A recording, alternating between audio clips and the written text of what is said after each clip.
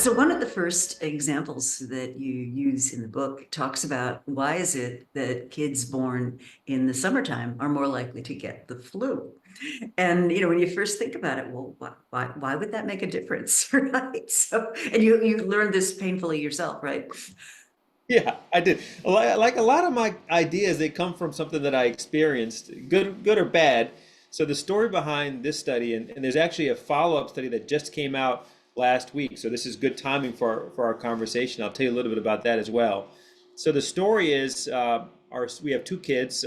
One of them, our son, has an August birthday, and as is quite common for kids, you take them to the pediatrician around their birth month. So because he has an August birthday, I took him for his 3-year-old checkup in August for a well visit.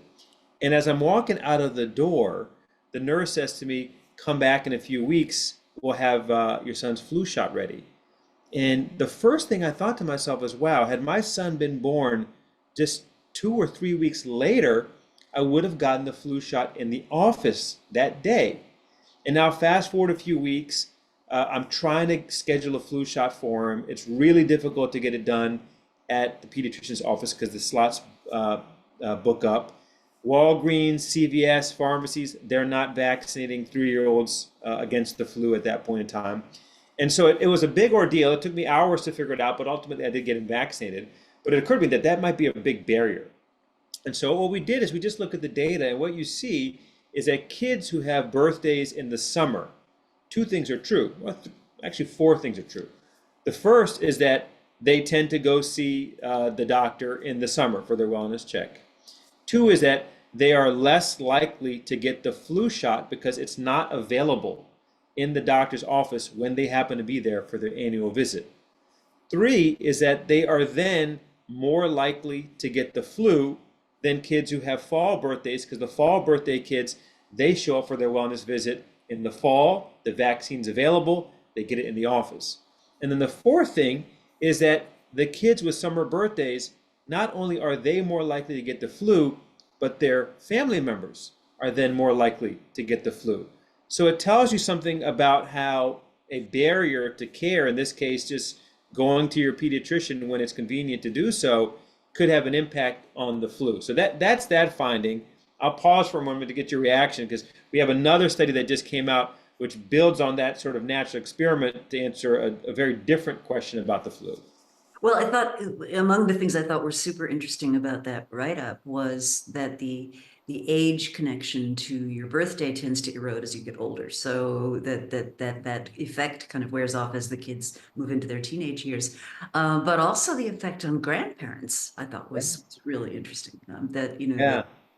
you tend to be more vulnerable if your kid has if your grandchild has a summer birthday, which I would never have thought of. And as we were Rita, as we were writing the book, I mean, we had that finding in the study, and as we were writing the book and trying to think of stories to tell around the research, which is sometimes hard to do, it reminded me of this conversation that I had with a bank teller. We live in Wellesley, Massachusetts, and we used to live in Brookline, and we moved from Brookline to Wellesley a few years ago, and I was setting up a local bank, and I go to the bank and I'm just chatting with the teller. And they're doing their intake forms, and they ask me what I do, and I say, well, I see patients at MGH, and he says to me, oh, well, my dad was just in the hospital, and this is an older gentleman who I was seeing, and his dad was like 93 years old, and he said to me, he told me what happened. He said, Grandpa lives with him, and so does the grandson. The grandson's friend, the grandson's like 3 years old, his friend came over for a play date and had a fever. But the other kid's parents they brought him over anyway.